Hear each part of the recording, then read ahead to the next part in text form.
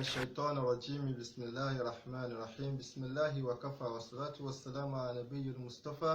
وعلى آله وصحبه آل الوفا اللهم يا مقلب القلوب ثبت قلوبنا على دينك ويا مصرفها صرف قلوبنا إلى طاعتك. نرحب بكم أيها الأحباب الكرام والمشاهدون الكرام إلى برنامجنا مستشفى القلوب الأسبوعي. قائلا السلام عليكم ورحمة الله تعالى وبركاته. à ń kí gbogbo ẹ̀yin èèyàn wa nílé lóko, gbogbo ẹ̀yin olólùfẹ́ wa pé ní ẹ káàbọ̀ wá sí orí ètò yín, orí ètò wa, ètò Mustashfa Al-Qulub, ilé ìwòsàn ọkàn táwọn olóyìnbó ń pè ní Heart Hospital. Kí Ọlọ́run kó má ṣàì ṣe ìwòsàn ọkàn gbogbo wa. Ní èní àlejò wa tí ẹ fẹ́ràn, tí gbogbo wa tí a kọ̀wé sí wa láti lé pé ká bá yín gbé wá sórí ètò náà ni wọ́n wà pẹ̀lú wa lénìí. Àmọ́ ṣáájú ká tó bẹ̀rẹ̀ ètò, a kí àwọn bàbá wa gẹ́gẹ́ bí ìṣe wa, àwọn bàbá wa Sheikh Ahmed, bàbá wa Lejigbo, Ọlọ́run kó má ṣàì bá wa jẹ́ ká rí wọn pẹ́. A sì kí àwọn bàbá wa Dr. Murtado Buseri, Ọlọ́run kó má ṣàì jẹ́ ká rí wọn pẹ́. A sì kí àwọn bàbá wa Sheikh Daoud Alfanla Abdulmajid, Ọlọ́run kó má ṣàì jẹ́ ká rí wọn pẹ́, àti gbogbo àwọn àfáà wa. A wá kí ìkan pàtàkì nínú àwọn olólùfẹ́ wa tó yá sí pé wọ́n fẹ́ràn wa púpọ̀, wọ́n fẹ́ràn Ọlọ́run lára wa, wọ́n fẹ́ràn ètò náà, wọ́n sì máa ń fọwọ́ ránṣẹ́ sí wa gbogbo ìgbà, wọ́n máa ń ṣàdúrà fún wa. Àwọn àlàájá wa Kafayat, alákòóso àdínì ẹgbẹ́ Darushabab As-Su'ada Al-Alamiya nílùú Cairo, Ọlọ́run kó má ṣàì bá wa pẹ̀lú yín àti gbogbo jàmọ̀yíyà náà. Sì ká àwọn bàbá wa àgbà nínú ìlú Ìlọrin, bàbá wa Àgìná, Ọlọ́run kó má ṣàì jẹ́ kí wọ́n pẹ́ fún wa. Pẹ̀lú wa lẹ́nìí lórí ètò, òun náà ni ìkan pàtàkì nínú àwọn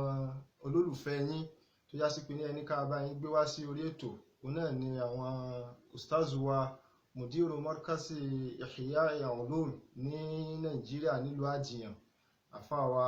Kamaluddin Agnan-Nas Shakirullah, tó já sí pé àwọn náà wà pẹ̀lú wa lu Morocco ní bíbá yìí. Wọ́n ń ṣe màstárù wọn lọ́wọ́ ní Jamia Omar Khamis ní Ribati ní Morocco ní bíbá yìí. Kí àwọn àfáà wa àwọn náà lágbé wá sórí ètò, kí ẹ bá wa sálámà sí gbogbo ilé. Assalamu alaikum wa rahmatullahi wa barakatuhu. Wa alaikum assalam wa rahmatullahi ta'ala wa barakatuhu. Gbogbo àwọn èèyàn wa nílé ni wọ́n dáhùn sálámà. Láàfíà Ọlọ́run kó má ṣàì máa bá gbogbo wa. Prógámù wa, ètò wa ní orí ètò lénìí, òun náà ní pé ní a fẹ́ sọ̀rọ̀ lórí ìkan nínú àwọn nǹkan tá a rí pé ní àìsàn tí ń dààmú ayé, tó já sí pé ní ó kéré nínú àwọn tó já sí pé ní wọ́n là níbẹ̀. Ọlọ́run kó má ṣàì máa ṣe ìwòsàn ọkàn gbogbo wa. A fẹ́ sọ̀rọ̀ nípa anifak, tí àwọn Yorùbá ń pè ní àgàbàgebè, tí àwọn olóyìnbó ń pè ní hypocrisy. Kí Ọlọ́run kó má ṣàì yọ kó lọ́kàn gbogbo wa. Òun ni a fẹ́ gbéyàwó lénìí. Àwọn ustaz wa gẹ́gẹ́ bá ti mọ̀ pé kíní ìyà àrùn tí ń dààmú gbogbo ayé ni. Yóò wù wá kí ẹ bá wa yànnàná àwọn nǹkan wọ̀nyí, kẹ́ bá wa sọ nípa kíní ń jẹ́ nifak, kí ni àwọn ẹ̀yà rẹ̀, ìròyìn wúbò láti mọ mùnáfìkì èèyàn, kí sì ni tí máa ń fà á, kí ló fà á tó fi já sí pé kíní ìwà ti wá di tó já sí pé gbogbo ayé ni ó fẹ́ kárí, kí ni tí máa dálẹ̀, àti pé kí ni tí ó lè jẹ́ ìwòsàn. Gẹ́gẹ́ bí ẹni pé ní orí ètò tá a gbé wá Mustashfa Al-Qulub, a mọ̀ pé ní àwọn ọkàn ṣàìsàn, bó láti fẹ́ ṣe ìwòsàn rẹ̀, ìyẹn ni ẹ bá wa sọ gbẹ̀yìn. Àmọ́ ní àkọ́kọ́, ẹ bá wa ṣàlàyé fún ilé, fáwọn èèyàn wa, kí gan ni à ń pè ní àgàbàgebè, tá à ń pè ní nifak. أعوذ بالله من الشيطان الرجيم. بسم الله الرحمن الرحيم، وصلى الله على سيدنا محمد وعلى آله وصحبه وسلم تسليما. اللهم لا سهل إلا ما جعلته سهلا وأنت تجعل الحزن إذا شئت سهلا. أما بعد، akí gbogbo ẹ̀yin jàmáà dẹ̀ kí bàbá wa tọ́kùn ètò ẹ kú iṣẹ́ takuntakun. Àkọ́kọ́ náà, lórí ìbéèrè tí ẹ béèrè, nífàkì yìí tí eléyìnbó tí ń pè ní hypocrisy, ìtọ́nà àwọn àdánwò nínú àwọn àìsàn ni tí máa ń ṣẹlẹ̀ sí ọkàn, tó ṣe pé a nídìí kí a ha gbogbo àwọn ìdọ̀tí náà kúrò. Torí pé bí a bá ha gbogbo àwọn ìdọ̀tí yìí kúrò àti rí ohun tí Islam fẹ́ jẹ́ kí a rí nínú àwọn samaratu, nínú àwọn èso ẹ̀sìn, a ní láǹfààní àti lè achieve ẹ̀. So kí ló wá ń pè ní nífàkì yìí gẹ́gẹ́ bí ẹ ti béèrè? Ṣèyí ṣọ̀hún, olójú méjì bíi ọ̀bẹ. Nífàkì èdè Lárúbáwá ni, tí ó ṣe wípé ìtumọ̀ rẹ̀ níbi tí wọ́n ti mú òun náà ni bí ahéré òkété àbí ilé ẹmọ́ lápèjúwe. tó ṣe wípé òkété fún àwọn tí wọ́n bá mọ bí wọ́n ti máa dẹ òkété kò ní jẹ́ pọ̀nà kan náà ni yóò wọnú ilé rẹ̀. Bẹ́yìn bá ti ń dẹdẹ wípé ọ̀nà yìí ló gbà wọlé, bẹ́ẹ̀ náà ni ó tún ti la ọ̀nà míì tó ṣe wípé ó láǹfààní àti lè gbabẹ̀ jáde. Ó lè jẹ́ bóyá ìyẹ̀pẹ̀ kékeré kan ni yóò kàn rọra fi bo etí ibì kan bí tẹ̀yìn ó máa kà á sí pé kò sọ́nà ńbẹ̀. Ibi tó wá jójú ọ̀nà kan ṣoṣo lẹ́yìn ó máa wá ṣọ́nà rẹ̀ wálé álí tó bá ti gbabẹ̀ yẹn yóò ti jáde padà níbí yìí. So òun ni Lárúbáwá ń pè ní nafak. Tá bá wò ó ní ọ̀dọ̀ wa bí yìí náà àtàwọn tó bá tún wà nílẹ̀ Lárúbáwá káàkiri, bóyá bá rí àwọn bíi ẹnu pipe àbí àwọn ojú ọ̀nà tí àwọn bíríìjì underground tí mọ́tò lè gbàbẹ̀ kọjá sódì kejì, wọ́n á máa perú bẹ́ẹ̀ yẹn náà ní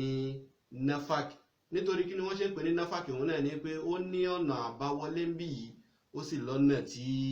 ó lè gbà jáde lódì kejì. Ẹ gbọ́dọ̀ dúró dè ń bí yìí pé tọ̀ ó ti wọlé ń bí yìí ó sì láǹfààní bí náà ni ó gbà jáde. Bẹ́ẹ̀ bá dúró dè ó ti jáde lódì kejì. So ní èdè Lárúbáwá ìtumọ̀ nifaki nìyẹn. So ìtumọ̀ yìí náà ni ó wá apply sí ohun tí Islam náà fojú wò ó pé kí ni wọ́n ń pè ní pòkì yẹn, kí ni wọ́n ń pè ní hypocrisy yẹn. So nǹkan tó ń pè ní hypocrisy in Islam, in Islamic perspective, òun ni ẹni tí ó polówó wípé mùsùlùmí ni mí, wípé mùmínì ni mí, wàlẹ́ á lé ọ̀rọ̀ ẹnu lásán ni. Nínú ọkàn rẹ̀ ọ̀tọ̀ ni nǹkan tí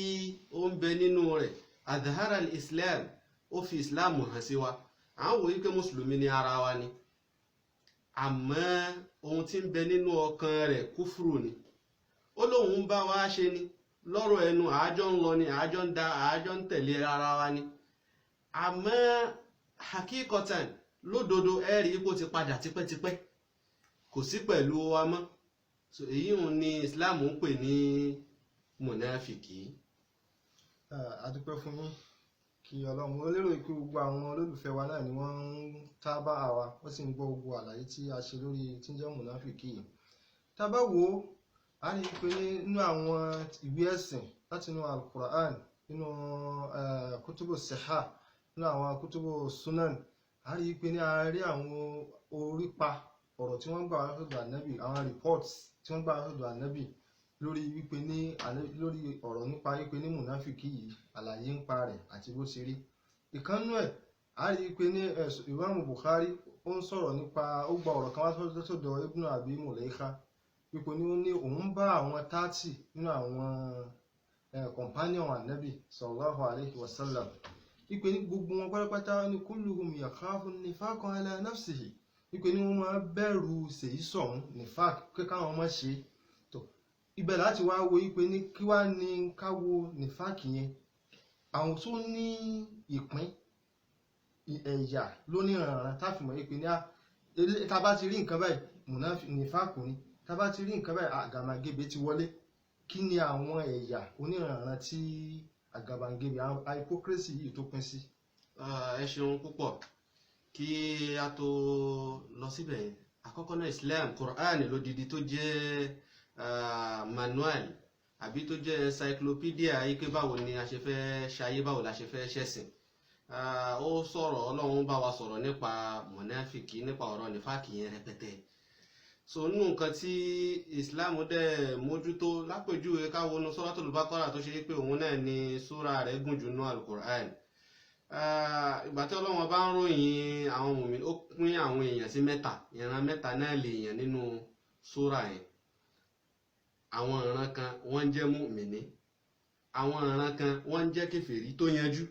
Mùmínì lélẹ́yìí ó yanjú, kèfèrí lélẹ́yìí ó yanjú. Àwọn kan wà wọ́n ń pè wọ́n láwọn mùnáfìkì. So mùmínì yìí ìgbà tí Ọlọ́run bá fẹ́ sọ̀rọ̀ wọn nínú Suratul Baqara yẹn, àyà 4 ló fi yanjú ọ̀rọ̀ wọn. So kò láwá lóògùn lórí ẹ̀ nítorí pé tí ẹ yanjú àti mọ báwo láti ṣe dámọ̀ ọ̀rọ̀ rẹ̀ rí mubashara ni. Àmọ́ èyí tó jẹ́ kèfèrí ń tiẹ̀, àyà 2 péré lọ́lọ́run bá fi sọ̀rọ̀ tiẹ̀ náà, àti mọ̀ wípé eléyìí ò sí pẹ̀lú wa, ọ̀tá wa ni, àti mọ báwo la ṣe múra dé. Àmọ́ mùnáfìkì, àyà 13 tán lọ́lọ́run bá fi sọ̀rọ̀ mùnáfìkì nínú Suratul Baqara yìí. Ọlọ́run ò tún dá dúró bẹ́ẹ̀, ó ṣẹ̀ṣẹ̀ tún fún lódidi súrà kan lọ́tọ̀, Suratul Munafiqun, Quran 63. So Ọlọ́run bá tóbi, ó tún kà sọ́sọ́ rẹ̀, ó fókọ̀sì lórí mùnáfìkì. So oríṣiríṣi àwọn ìròyìn lọ́lọ́run bá fi ròyìn wọn. tí Ọlọ́run bá fi sọ̀rọ̀ wọn nínú Suratul Baqara. So iye ìpín tí wọ́n wá pín sí àwọn àfáà ṣiṣẹ́ lórí pé ṣé mùnáfìkì nífàkì yìí ṣó pín àbí òpin hypocrisy yẹn. So èyí tó pọ̀ jù nínú àwọn àfáà wọn lọ lórí pé ó pín sí ọ̀nà méjì. So a ní ìpín kan wọ́n ń pè ní an-nifaqul i'tiqadi tó jálá kọ̀kọ́. Ìyẹn ni òkì ìtẹ́yàn ṣe tó jẹ́ pé ó ní àdìsọ́kàn nínú. Èyí òun ló ní àlákọ̀ pẹ̀lú wípé yóò ní mùsùlùmí lòun, àmọ́ lódodo ẹ rí wípé kèfèrí ni, ó ń bá wọn ẹlòmíì ṣe, ó ń bá wọn ọ̀tá ìsìláàmù ṣe, àmọ́ yóò máa sọ fún wa wípé mùsùlùmí ni mí, mo wà pẹ̀lú yín. Èyí òun ni Kùránì ń sọ, tọ́lọ́wọ́n bá ń sọ fún wa nínú Suratul Baqara bákan náà, tọ́lọ́wọ́n bá ń sọ wípé wa minan nasi man yaqulu amanna. Ó ń bẹ́nu àwọn èèyàn tó ṣe pé yóò mọ sọ fún wa, yóò mọ wí fún yín pé tọ́ àwa náà nígbàgbọ́ pẹ̀lú Ọlọ́run, mùsùlùmí ni wá, àwa náà ń ṣiṣẹ́ pẹ̀lú kìtàbù àti súnnà ni, àwa pẹ̀lú yín, kò sí àdìsí ànẹ́bì kan táwọn ò ní tẹ̀lé, kò sáyà Kùránì kan tá à ní trust nínú ẹ̀, kò sáyà Kùránì kan tá à lò. Yaqulu amanna, wọ́n á sọ pé a nígbàgbọ́ billahi wa bil yawmil akhir, wọ́n á la nígbàgbọ́ pẹ̀lú Ọlọ́run, a dẹ̀ nígbàgbọ́ pẹ̀lú ọjọ́ kẹyìn. Ọlọ́run ni wa ma hum bimu'minin. Ọlọ́run náà fa ìmánì yẹn kúrò lọ́dọ̀ wọn wípé amanna tí wọ́n wí, a nígbàgbọ́ pẹ̀lú Ọlọ́run tí wọ́n wí yẹn ọ̀rọ̀ ẹnu lásán ni, ọ̀rọ̀ ahọ́n ni, àmọ́ kì í ṣe mùmíní, ọ̀rọ̀ yẹn ò dénú ọkàn rẹ̀. Ó túmọ̀ sí pé n ta fẹ́ nínú ìmánì tán pè ní at-tasdiqul batin kò sí fún wọn. Bẹ́ẹ̀ ni, so ọ̀rọ̀ ò ṣiṣẹ́ papọ̀ mọ́kàn. Bá wo ohun tí àwọn àfáà náà pè ní al-iman, a sọ fún wa pé òun náà ni al-qawlu bil-lisan, kí a fi ahọ́n wí, ká sọ wípé agbọ́lọ́wọ̀n ọba gbọ́. Ẹ worú ẹni tó lọ bá ànẹ́bì tí pé káyà ànẹ́bì kó ṣe wàsíyà fún òun kó bá wọn sọ̀rọ̀. Ànẹ́bì sọ pé kul amantu billah, sọ pé mo nígbàgbọ́ pẹ̀lú Ọlọ́run, yẹn ni al-qawlu bil-lisan. Lẹ́yìn yẹn ó ẹ̀ṣẹ̀ wa kan wà tasdiqu bil-janan, kí a ẹ̀ṣẹ̀ kọ́kàn wa náà wá gbà á bẹ̀, kó má jẹ́ wípé ọ̀rọ̀ orí ahọ́n lásán ni. Wal amalu bil-arkan, so ká wá ṣiṣẹ́ tọ̀, kò ní jọ́rọ̀ orí ahọ́n lásán, kò ní jẹ́ pé tọ̀ ọkàn mi náà rí mi, Ọlọ́run náà rí mi, ọkàn mi clear yìí pé mo nígbàgbọ́ pẹ̀lú Ọlọ́run, kó má wá ṣiṣẹ́ tọ̀. So yóò ṣiṣẹ́ tẹ̀lé lẹ́ẹ̀kan náà ni, ṣíṣiṣẹ́ tẹ̀lé yẹn náà lọ Ànábì sọ fún sàhábà yẹn pé summa istaqim, lẹ́yìn náà kó wá dúró lé lérí. Ó ṣiṣẹ́ ọ̀rọ̀ ẹnu wípé a nígbàgbọ́ pẹ̀lú Ọlọ́run, mùsùlùmí ni wá ní kọ́kọ́, ọ̀rọ̀ wípé mo kó sí jàlábíà ńjọ́ Sunday, mo kó sí jàlábíà ńjọ́ Jímọ̀ nìkan kọ́. Ó tún ṣiṣẹ́ pẹ̀lú ẹ̀, ó jẹ́ ká ìsìláàmù rẹ náà kó púrúvù rẹ wípé mùsùlùmí ni wá. So Ọlọ́run wá ròyìn àwọn mùnáfìkì yẹn wípé àwọn èèyàn wọ́n dúró sórí marhala alákọ̀ọ́kọ́, òun náà ni ọ̀rọ̀ ẹnu lásán. Yaqulu amanna, wọ́n á là nígbàgbọ́ pẹ̀lú Ọlọ́run, amanna billahi wa bil yawmil akhir, a nígbàgbọ́ pẹ̀lú Ọlọ́run àtijọ́ kẹyìn. Ọlọ́run ni wa ma hum bimu'minin, wàlẹ́álí wọn ò kí ń ṣe mùmíní. Ọlọ́run ṣe náà fúyò ìgbàgbọ́ yẹn kó lọ́dọ̀ wọn, ó ní kò sí gbàgbọ́ kankan nínú ọkàn wọn, ò kí ń ṣe onígbàgbọ́ òdodo. Irú ìyìn òun ni wọ́n ń pè ní an-nifaqul i'tiqadi, yóò ní mùsùlùmí lòun, àmọ́ lódodo kì í ṣe mùsùlùmí. So an-nifaqul amali ń tiẹ̀, òun ni nífàkì tó ṣe wípé yóò máa sọ fún wa pé ẹ má wọ́rì, èló lẹ́nìdìí nínú mọ́ṣáláṣí tẹ fẹ́ lò yẹn, mo donate gbogbo nǹkan tẹ fẹ́ lò. So lẹ́yìn ìgbà tó bá kú òun bẹ̀ tán, tó bá kú lọ́dọ̀ wọn tán bí tó ti ṣàdéhùn fún wọn yẹn, yóò ṣe nǹkan míì, yóò ní mo kàn fi yín òun mo fi ṣe fàwọ́rajà ní nǹkan míì tó yàtọ̀ sọ́rọ̀ tó bá wa sọ ni yóò mọ mú lò. So ẹ rí oríṣiríṣi kọ́lọ̀ ni ó mọ gbé wá, yóò bá wa sọ̀rọ̀, ọ̀rọ̀ tó sọ tó bá parí tó bá kú lọ́dọ̀ wa, ọ̀tọ̀ ní nǹkan tí yóò mọ ṣe, yóò ṣàdéhùn fún wa, kò ní má déhùn ṣe, bó bá bá wa sọ̀rọ̀ yóò pààrọ̀ oríṣiríṣi àwọn nǹkan báyìí. Wọ́n ní an-nifaqu al-amali, so tó ṣe pé a padà máa rí inú àwọn àmì tá nẹ́bì kàkalẹ̀ fún ẹ bá ti rí eléyìí lọ́dọ̀ lágbájá, ẹ mọ̀ yín pé mùnáfìkí ni, ẹ bá ti rí eléyìí lọ́dọ̀ tàmẹ̀dù, ẹ mọ̀ yín pé mùnáfìkí ni. So ní ṣókí lọ́dọ̀ àwọn àfa àwọn pín sí méjì, an-nifaqul i'tiqadi ń bẹ, èyí tó ṣe pé hypocrisy títí believe ni, so inú àdìsọ́kàn rẹ̀, inú nǹkan tó dì sẹ́mi náà ni ó ti ń ṣe ṣèyí ṣọ̀wọ́n, ọ̀tọ̀ ní nǹkan tó fi sínú, ọ̀tọ̀ ní nǹkan tí ó wà ń ta tó ní àlákọ̀ pẹ̀lú Ọlọ́run àtẹ̀sìn. So hypocrisy tẹ́lẹ̀ kejì òun náà ni an-nifaqul amali, èyí tó ṣe pé ti tó níṣẹ́ ni. So irú yẹn rí pé ẹ̀kọ̀ọ̀kan ni ó mọ kírun, irun rẹ̀ ò ní lọ déédé, ìjọ tí bóyá ẹsẹ̀ wa bá pé káwọn èèyàn yìí má sọ mí lẹ́nu náà ní ẹ̀ bá nídìí hàn ìjọ tó bá di pé ẹsẹ̀ wa bá pé náà lẹ́rìí pé yóò ṣe dáadáa. ọ̀rẹ́ dàbí pé sọ̀lá wà sọ́mọ̀lẹ̀ amúrin kánà yatlubuhu lamman qadal amru ma sọ́lá wà máa sọ. sọ hájà rẹ̀ nìkan náà ni yóò mójútó bí ó ti jẹ́ lọ. akíyín adúpẹ́ lọ́wọ́ ní bàbá wa lórí bí ẹ ti bá wa pín nífàkù yìí. àlàyé tí torí àwọn èèyàn wa nílé tí wọ́n ń wò wá àlàyé tí àwọn bàbá wa bá wa ṣe lórí àlìnífàkù al-i'tiqadi àlàyé náà ó jòkó púpọ̀ yíyẹ kí gbogbo wa ká ṣàkíyèsí ọkàn wa ká wo ẹ̀sìn wa báwo la ti ń ṣe sí bọ́lọ́run ti fẹ́ ni tàbá sì wò ó náà á rí i pé gbólóhùn tí wọ́n ní káwọn tí ó já sí pé òun náà ni èèyàn fi ń wúlò fún wọn ní Islam la ilaha illallah àwọn àfáà sọ̀rọ̀ lórí ẹ̀ púpọ̀ tàbá wo la ilaha illallah yẹn á rí i pé gbogbo aráàfin ti bẹ́ẹ̀ ń bẹ̀ wọ́n sọ wípé ní huruful jawfi ni àwọn aráàfin tó já sí pé ní láti inú ló ti wá láàmù alifu àti hao aráàfin mẹ́ta tó kó sínú náà nù tàbá nùkún wa sọ fún wa bẹ́ẹ̀ ọlọ́run náà ti sọ tó fẹ́ pẹ̀lú rọmziyan bó ṣe gbé kinní yẹn kalẹ̀ tá a bá ti wí lẹ́nu gbogbo ọ̀dá sí pé kinní yẹn gbọdọ̀ wá láti inú ọkàn ni ká ṣiṣẹ́ ká fọkàn tẹ̀lé ló fa láwọn àfáà fi gbé ṣùrùtù kó má jẹ̀mú kalẹ̀ fún un àfáà kan Hafizul Hakami nínú mọ̀ọ́zúmọ̀ọ́sẹ̀ òun ka àwọn ṣùrùtù tá a gbọdọ̀ níbẹ̀ tó fi já sí pé àfi ní kó sínú àwọn nífàkù tí a ń sọ rẹ̀ yìí ní al-ilmu wal-yakinu wal-qabulu wal-inqiyadu fadri ma aqulu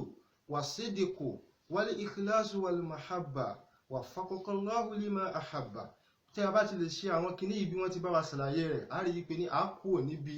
an-nifaqul i'tiqadi kọ́lọ́n kó yọ wá kúrò níbẹ̀ kó mọ̀ jẹ́ kó mọ̀ sí wá mùnáfìkì a dúpẹ́ fún yín púpọ̀. nísìnyí ìbéèrè tí a tún fẹ́ kí ẹ bá wa sọ òun ní pé ní a wá wo pé ní bá a ti ṣàlàyé rẹ̀ yìí àti ti nifaqul i'tiqadi àti ti nifaqu amali bá kí ni ìròyìn báwo láti dá wọn mọ̀ torí pé ní tàbá wò á rí pé kíní yìí nǹkan tó pamọ́ ni torí n tó bá sọ fún wa gẹ́gẹ́ bí tàrífù tẹ́ sọ fún wa n tó sọ síta ńlá mọ̀ àmọ́ tó wà nù bó la ṣe fẹ́ mọ̀ tá a ṣe dá mùnáfíkí èèyàn mọ̀. ẹ ṣeun púpọ̀ fún ìbéèrè tí ẹ béèrè kí a tó lọ àfà ẹlẹ́kọ̀ọ́ tọ̀hún ó wí wọ́n máa ṣe ìsínádìí ẹsẹ̀ orin mẹ́ta náà wọ́n máa darí ẹ̀ sọ́dọ̀ Sayyidina Ali tí ń ṣe khalifa kẹrin nínú àwọn sahaba nabi ó sọ ọ̀rọ̀ kan tí ń fi ń júwe àwọn mùnáfìkì tí ń sì ń sọ̀rọ̀ yìí pé ṣàlẹ̀ ráǹfààní lára wọn àbá lè rí afáàsọ pé la khayra fi wuddi mri'in mutamallikin hulwul lisani wa qalbuhu yatalaghabu yu'tika min tarafil lisani halawatan wa idha tawara anka fahuwa al-aqrabu afáàsọ pé bẹ́ẹ̀ ti dá mùnáfìkì mọ̀ ó kọ́kọ́ júwe fún ẹ pé kò sóore kankan tẹ fẹ́ rí lára mùnáfìkì mọ́ dúró lórí pé olóhun ó dúró tí ọ olóhun ó ṣe dáadáa fún ọ ó ní ṣé wípé ẹ ní bàbá mọ́ ni ń ṣe bàbá fún yín ẹ ní ìyá mọ́ ni ń ṣe ìyá fún yín ṣé nǹkan bàjẹ́ fún yín ni ẹ mọ̀ wọ́rí ẹ lódiwọ̀n gbàtẹ́ ti ní mi ẹ gbà yípẹ́ ẹ ti ní mi wọ́n fẹ́ mi balẹ̀ sórí ẹ o àfáà sọ pé la khayra fi wuddi mri'in mutamallikin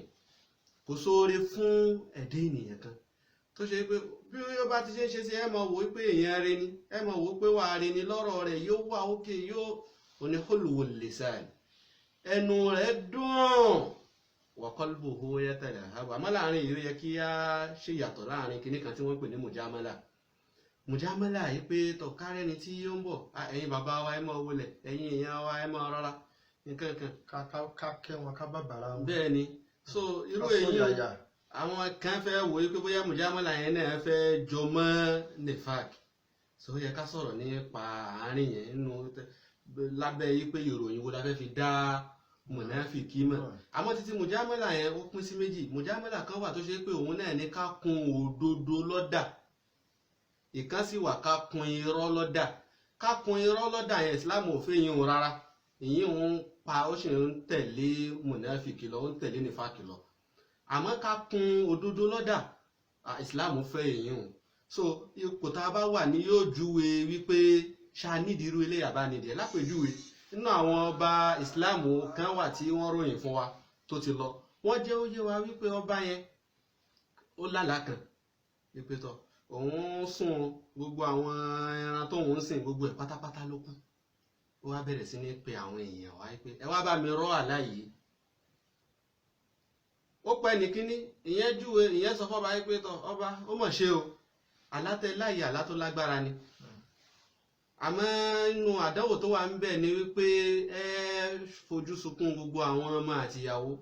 gbogbo wọn pátápátá ni wọ́n lọ. Inú bí ọba pẹ̀lú irú àlá tí wọ́n rọ́ fóun yìí ó ní kí wọ́n lọ pa ẹni tí ó rọ́ àlá yẹn. Ó tún pẹ́ ní kejì ó tún pẹ́ lómìn náà wà nínú àwọn tó mọ̀ àlárọ̀ dáadáa pé alábàárẹ̀ báyìí lòun là kí lẹ rí sí wọ́n tún júwe fún ìyẹn náà nọ́ọ̀sù irú nǹkan tẹ́ni àkọ́kọ́ sọ náà lẹ́ni kejì náà sọ ó ní kọ́ lọ pè yín òun náà. ó ń dájọ́ orú kan náà fún un. ó ní kí wọ́n mú yẹn náà kúrò nígbà tó wá pẹ́ ní kẹta dé ní pé kẹ́ni kẹlòmíì náà tó wá tó rọ àlá bóyá àwọn tàkọ́kọ́ yẹn ni wọn ò mọ kí ni àlá ń sọ ìyẹn wá sọ pé àbáríkà yín ọba wa kádé pẹ́ lórí kí bàtà pẹ́ lẹ́sẹ̀ aládùnnú làlátẹ láyìí aláyìí ń sọ wípé ká jẹ́ òye yín wípé ẹ̀yin lẹ̀mí yín ó gùn jù nínú gbogbo àwọn ìran yín ẹ̀yin lẹ̀mí yín ó gùn jù nínú gbogbo àwọn fámìlì yín inú ọba yẹn wá dùn ara nǹkan tá à ń sọ rè yíwọ yìí wà ń lù ó sì yọjú sí wa làwọn wọ̀nràn yẹn wá ń tú àlákàlà fún wa. ní ọba bá sọ pé kí wọ́n bùn ẹni tí bí yẹn kọ́ bùn lówó ó dá lọ́lá ó lọ. Bẹ́ẹ̀ bá wo nǹkan tẹ́nìkẹta yẹn sọ nǹkan táwọn tàkọ́kọ́ náà sọ náà ni ẹnìkejì nǹkan tí ẹnìkẹta yẹn sọ náà lẹ́yìn ẹni àkọ́kọ́ sọ òun náà lẹ́nìkejì sọ ìgbà tó bá yẹ pé ọba yẹn òun lẹ̀mí rẹ̀ bá gùn jù nù ràn rẹ̀ ṣé kò túmọ̀ wípé gbogbo àwọn ọmọ rẹ̀ náà ni ó kú lójú rẹ̀ ṣé kò túmọ̀ wípé ìyàwó rẹ̀ náà ó kú lójú rẹ̀ so èyí ò kun òdodo lọ́dà ni. Ọlọ́run jẹ́ ká rí yín pẹ́ àwọn àlàyé yìí ó jòkó púpọ̀ tó sì já sí pé àwọn olólùfẹ́ wa nílé náà àwọn náà wọ́n ń bá wa ká lọ wọ́n sì ń gbádùn rẹ̀ púpọ̀. A rí wípé ẹ̀kọ́ tí a fẹ́ mú nínú ọ̀rọ̀ yìí torí gbogbo nǹkan gbọ́dọ̀ máa rí àwọn ẹ̀kọ́ tá a gbọ́dọ̀ mú níbẹ̀. Mo ní wípé ní tá a bá fẹ́ sọ̀rọ̀ gbogbo bó tilẹ̀ wù kó rí káwọn ọ̀rọ̀ yẹn wò ká tó sọ ṣé yóò kó wa sí wàhálà ni àbí yóò kó wa sí ọ̀là. Èyí tá a bá rí pé yóò fa wàhálà ká mọ bó láti pẹ́ èyí tá a bá rí wípé ní yóò fi àlàáfíà sáàárín àwùjọ òní kí gbogbo wa ká máa ní kópa nínú ẹ̀. Torí pé ní society wa fẹ́ kó jẹ́ society tí ó máa lálàáfíà kò ní sógun kò ní sí wàhálà kò sí tó lè fà á àfi kí a mọ gbogbo àwọn nǹkan wọ̀nyí. Ẹlẹ́ẹ̀kejì tí wọ́n wá nítọ̀ kí a kun irọ́ lọ́dà tí Islam kọ̀ yìí a rí pé àwọn ẹlẹ́kọ̀ọ́ náà ti sọ̀rọ̀ ń pa ẹ̀ gbogbo wa náà sì gbọ́dọ̀ ṣàkíyèsí rẹ̀ ọ̀pọ̀lọpọ̀ wàhálà tí ń bẹ ń ta nísìn torí pé ní wọ́n ṣàfẹ́ yíyàn ká yìn ká gbowó lọ́wọ́ rẹ̀ àmọ́ tá bá yìn tán yóò dá wàhálà láàrin àtọ̀rẹ́ rẹ̀ tó ń bá yìn tán tó ti gbowó tó lọ tán yóò di wàhálà láàrin ẹbí gbogbo àwọn kinní yìí ká ṣàkíyèsí rẹ̀. Ọ̀jọ̀gbọ́n kan ní mọ́mọ́ dáhàkà bímọ laysa fika faqad zammak ń tọ́ ọmọ pé wọn náà ní wọ́n wá pé ọbẹ̀ inú rẹ̀ wá ń dùn ọ́n ń bú ẹni tó bá ti fi tí ọ ní tó fi yìn ọ́ ọmọ ó yọ kó yẹn ti mọ̀ pé ẹni yìí ń kọ́ ó ń bú wa ní ká máa ṣàkíyèsí ọ̀rọ̀ tá a fẹ́ sọ káwọn ní tí wọ́n bá sọ fún wa náà káwọn ní òkè ó di pé a ṣiṣẹ́ lórí rẹ̀. náà bàbá wa kẹ́ bá ti wá sọ nípa ìròyìn tá a fi mọ ṣèyí sọ̀hún ènìyàn yálà níbi tí ti kọ́ọ̀dù ni àbí níbi tí ìṣe àwọn ọ̀rọ̀ yìí lára fẹ́ kẹ́ bá wa kà fúnlé kẹ́ bá wa ṣàlàyé ẹ̀ ní ṣókíṣókí torí àsìkò tó kù. Ẹ ṣeun púpọ̀ nínú àwọn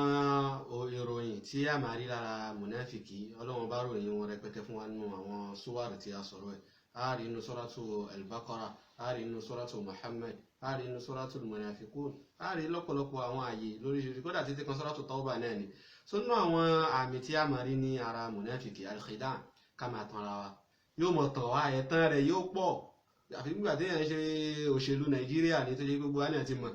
so ẹ̀tàn yìí yóò mọ̀ tàn wá lódìdí kí lọ́wọ́ bá ń sọ ń pa rẹ̀ fún wa náà Al-Qur'an Ọlọ́run sọ pé innal munafiqina yukhadi'una Allaha wọ́n ní pé àwọn mùnáfìkì wọ́n ń tan Ọlọ́run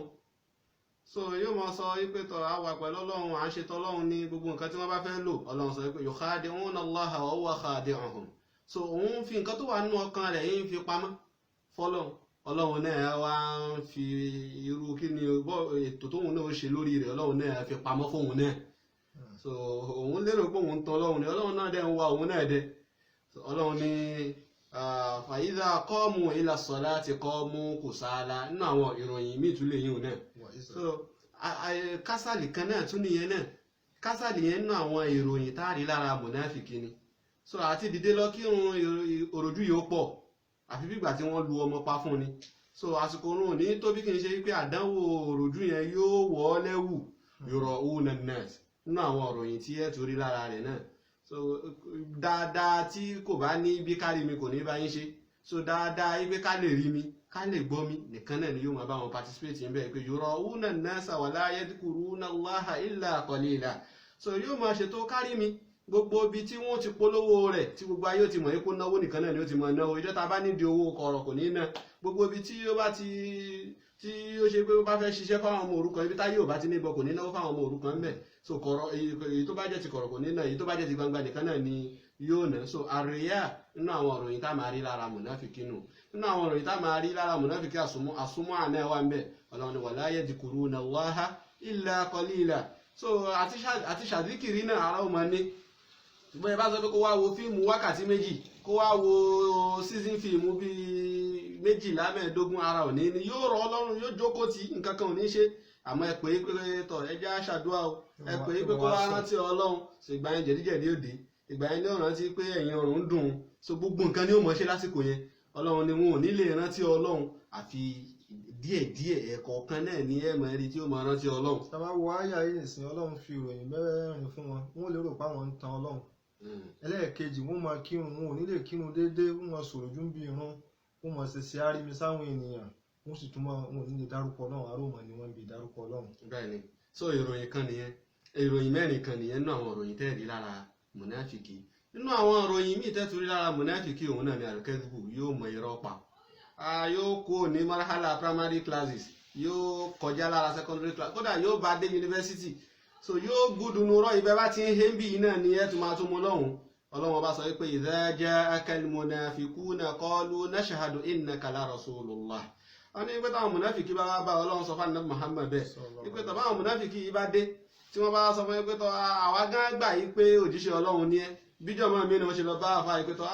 gbogbo alágbà yí pé àwòlé ọlọ́run ni yín o gbogbo alágbà yí pé ní ọlọ́run ni yín so yóò wọ́n wà á bá nẹ́bì bẹ́ẹ̀ yí pé tọ́ à ń jẹ́rìí pé òjíṣẹ́ ọlọ́run ni ọ́ ọlọ́run ni wallahu ya'lamu innaka la rasuluhu ọlọ́run fún ara rẹ̀ náà sì mọ̀ kò nídìí káwọn ẹ̀ṣẹ̀ sọ ọ̀rọ̀ kẹ́ẹ̀ṣẹ̀ wá ròyìn fún wa yí pé tọ́ òjíṣẹ́ ọlọ́run ni lágbájá kọ́ ọlọ́run fún ara rẹ̀ náà mọ̀ ọlọ́run wa ni wallahu yashhadu innal munafiqina lakadhibun kí ló fà tọ́lọ́run fi kọ́kọ́ sọ̀tà lákọ̀ọ́kọ́ yẹn pé ọlọ́run náà sì mọ̀ yí kò jíṣẹ́ ọlọ́run ni bí jumla ihtiraziyya nìyẹn because ọlọ́run parí ẹ̀ yí pé wallahu yashhadu innal munafiqina lakadhibun ọlọ́run bá sì jẹ́rìí wípé àwọn munafiki yẹn o òpùrọ́ ni wọ́n so kọ́lọ́run tó wá gbé yẹn ọlọ́run kọ́kọ́ sọ pé ọlọ́run fún ara rẹ̀ jẹ́rìí pé òjíṣẹ́ ká ní pé ọ̀rọ̀ bá wá mú wá ṣàlẹ̀ kan náà yí pé ọlọ́run sì mọ̀ yí pé òpùrọ́ làwọn pípù yẹn so kó má torí òpònú tí yóò wò wípé bóyá kùránì gan jẹ́rìí pànẹ́bí òkè ṣòjíṣẹ́ ọlọ́run ṣe kọ́kọ́ gbé jumla ihtiraziyya wáyé pé ọlọ́run fún ara rẹ̀ mú ọlọ́run náà testify kó jíṣẹ́ ọlọ́run ni ọlọ́run wa ni àmọ́ ohun tí wọ́n ń wí yẹn ọ̀ríjínà àárọ̀ ni ọ̀rọ̀ ẹnu lásán ni tí ò dé inú ọkàn wọn. dúpẹ́ lọ́wọ́ yín bàbá wa ó wu ẹnu kí ó wu ni ká jẹun pẹ́ lẹ́nu àmọ́ òfa ọ̀nà ọ̀fun òní ò jẹ́ àsìkò tí wọ́n fún wa ní orí ètò wa yìí iléeṣẹ́ wa yìí ó ti ń kù sáátà láti tán tó pẹ̀lú ògo Ọlọ́run ẹ̀yin olólùfẹ́ wa nílé lóko tí ẹ̀ ń wò wá ibi báyìí ni a máa dúró sí ní èní pẹ̀lú ògo Ọlọ́run ní ọ̀sẹ̀ tó ń bọ̀ àwọn àmì àti táàtún fi máa tó kù tí wọ́n bá wa sọ ibẹ̀ ni a ti gbé wọ́n á bá wa sọ nípa kí ni máa ń fa téèyàn fi máa ṣe sojú sọ̀rùn èèyàn téèyàn fi jẹ́ alágàbàǹgebè wọ́n bá wa sọ ó sì bá wa sọ kí ni tí máa ń dákalẹ̀ láwùjọ tí irú ìwà yìí tó bá pọ̀ láwùjọ kí ni máa fà kí sì ni solution fún wọn bá wa ṣàlàyé ẹ̀ ní ọ̀sẹ̀ tó ń bọ̀ pẹ̀lú ògo Ọlọ́run àwa fi eléyìí àfi kí gbogbo wa àfi dúpẹ́ lọ́wọ́ wa tí ẹ ń wò wá gbogbo gbà àtẹ̀yìn tó yá sí pé tí ẹ bá ti rí ẹ máa bá wa tún fi ránṣẹ́ sáwọn ẹlòmíì ẹ bá wa share rẹ̀ káàkiri sí àwọn gúrùpù ní lórí péjì yín lórí Facebook náà ní káàkiri gbogbo àwọn social media Ọlọ́run kó mọ́sẹ̀ bá wa kí gbogbo wa náà ní àjọgbáládá tí à ń ṣe yìí pẹ̀lú ògo Ọlọ́run ní ọ̀sẹ̀ tó ń bọ̀ ẹ tún pàdé wa ní orí ètò Mustashfal Qulub fún gbogbo ẹ̀yin olólùfẹ́ ìwòsàn kan gbogbo wa Allahumma ya muqallibal qulubi thabbit qulubana ala dinik wa ya musarrifaha sarrifha ila ta'atik wassalamu alaikum wa rahmatullahi ta'ala wa barakatuh. Wa alaikum assalam wa rahmatullahi wa barakatuh.